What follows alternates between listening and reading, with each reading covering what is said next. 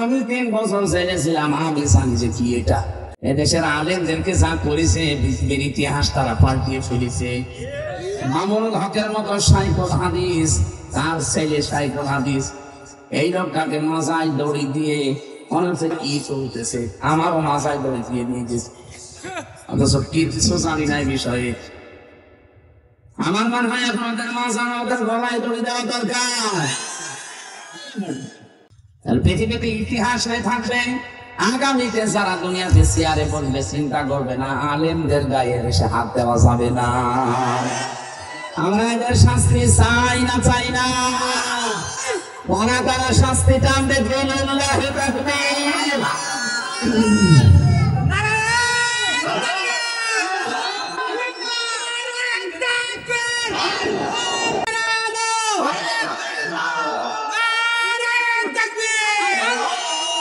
জানিয়েছে 15.5 বছর সম্মান তো পাইনি। আমার তো মনে হচ্ছে মানুষের ঘৃণা আর 15 বছরে 3 গুণ বেড়ে গেছে। যেদিন চলে যাচ্ছিল আপনি দেখেছেন কি ঘৃণা তার প্রতি? গত 3 দিন আগে আমি এসেছিলাম মৌলভীবাজার থেকে। আসার সময় ওরা বলছে মাহফিল পাবেন না, আপনাকে আমরা হেলিকপ্টারে দিয়ে আসি। আসার সময় নামিয়ে দিয়ে গেল ওই যে নারায়ণগঞ্জের গোপগঞ্জ 300 ফিটের পাশে। চিন্তা করলাম আসার সময় দেখি ব্রাহ্মণবাড়িয়া যখন পার হচ্ছিলাম, হেলিকপ্টারের যে হুক আছে দরজায়, আমি কেবল হাত দিয়েছি, হঠাৎ বাইরের চোখ আমার দিকে পড়ে গেছে। হাতে না, আরে ভাই হুক খুলে গেলে আপনি পড়ে যাবেন। মনে মনে ভাবছি আল্লাহ, 2026 সালের 5 আগস্টে যখন 2 বোন একসাথে হেলিকপ্টারে চলে যাচ্ছিল, হুকটা যদি একটু খুলে ঘুরে যেত, আর এই দেশের এরিয়ার ভেতরে যদি পড়তে কি হতো। কত মানুষ যে মানমত করে রেখেছিল,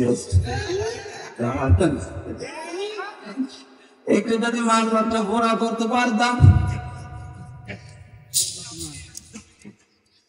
এখানে সম্মান আর মর্যাদা আমি যাদের নাম জানি না কামনা করলাম এই কারণে, কারণ সম্মান আর মর্যাদা আল্লাহ 2টা জিনিসের ভেতরে ঢুকিয়ে রেখেছে। সূরা মুজাদালা 11 নম্বর আয়াতের মাঝের অংশে আছে ইয়ারফা'ইল্লাহুল্লাযীনা আমানু মিনকুম ওয়াল্লাযীনা উতুল ইলমা দারাজাত। রব্বুল আলামিন বলেন তোমাদের ভেতরে যারা ঈমান আনে আর যারা ইলম পায়, এই 2টা যাদের আছে, কিন্তু ইলম পেলেই হবে না, জ্ঞান অনুযায়ী আবার আমল থাকা লাগবে, কাজ করা লাগবে। এখানে ডক্টর সাহেব আজকে প্রধান অতিথি। ডক্টরেট ডিগ্রি নেওয়ার জন্য বহু শ্রম পরিশ্রম লেখাপড়া ওনাকে করা লিখেছে। এই জ্ঞান অনুযায়ী যদি উনি আমল কাজ না করে, উনি আল্লাহর কাছে জালেম। কথা বলছে শুধু নামের আগে ডক্টর মুফতি মাওলানা লেখা থাকলে হবে না, ওইটা অনুযায়ী আপনাকে কাজ করা লাগবে। আর কাজ করতে গেলে যে বাধা আসবে, তার প্রমাণ নবীরা, যত নবী আল্লাহ পাঠিয়েছেন শুধু 2 জন নবী বাদ দিয়ে প্রত্যেকটা নবী বাধার সম্মুখীন হয়েছিলেন।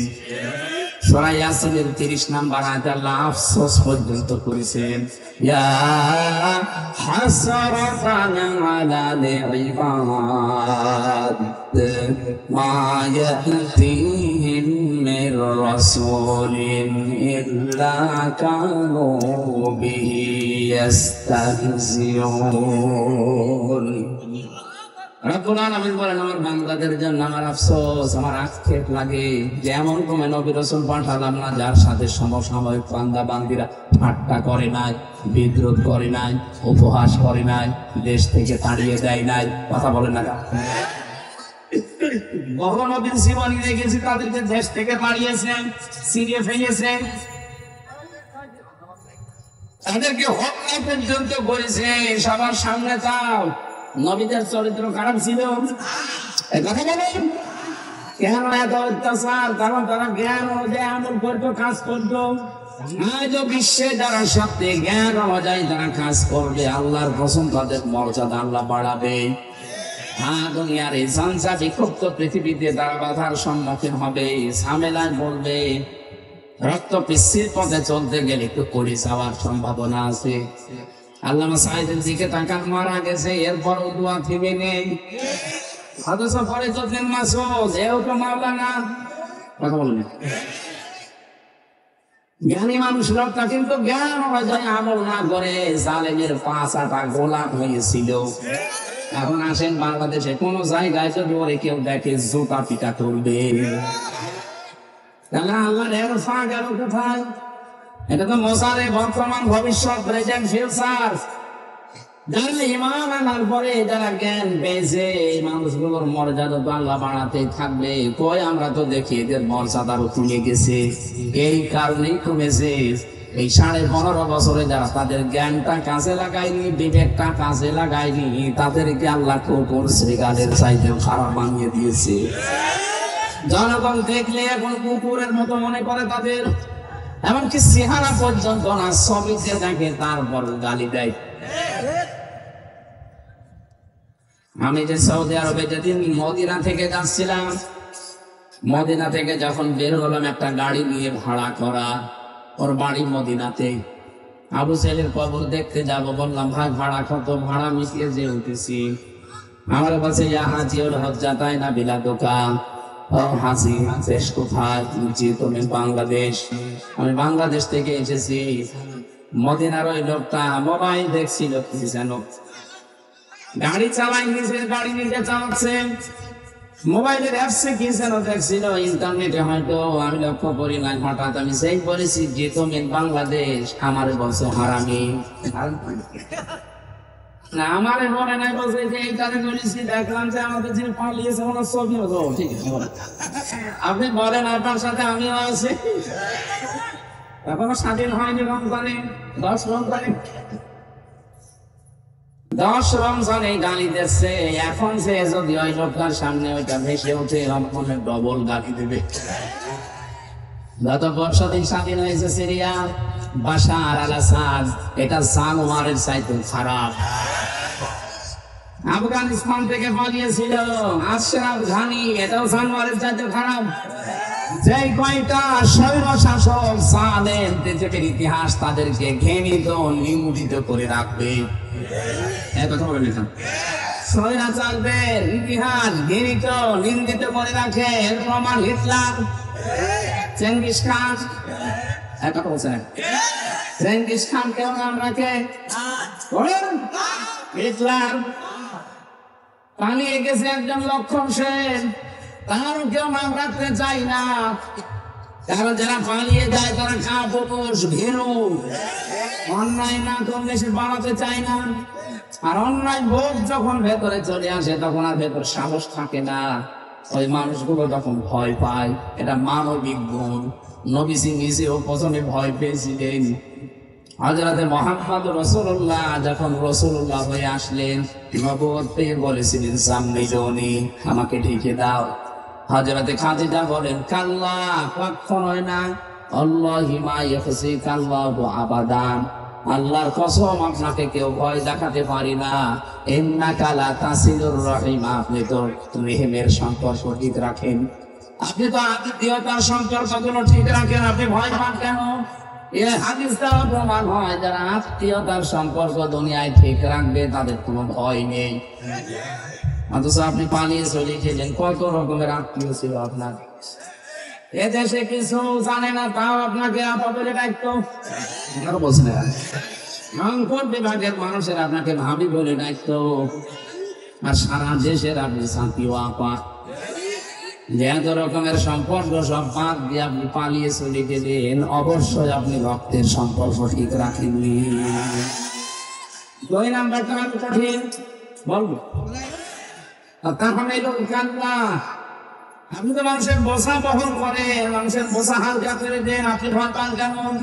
স্বামীকে বলছে স্ত্রী যে আপনি মানুষের বোঝা বহন করেন, শোকের বোঝা, দুঃখের বোঝা, ঋণের বোঝা, কষ্টের বোঝা, এগুলো আপনি বহন করেন মানুষের। সুতরাং যারা শোকের বোঝা, দুঃখের বোঝা, রক্তের বোঝা যারা এই যে ঋণের বোঝা কষ্টের বোঝা বহন করবে তাদের ভেতর থেকে ভয় তুলে দেবে কে?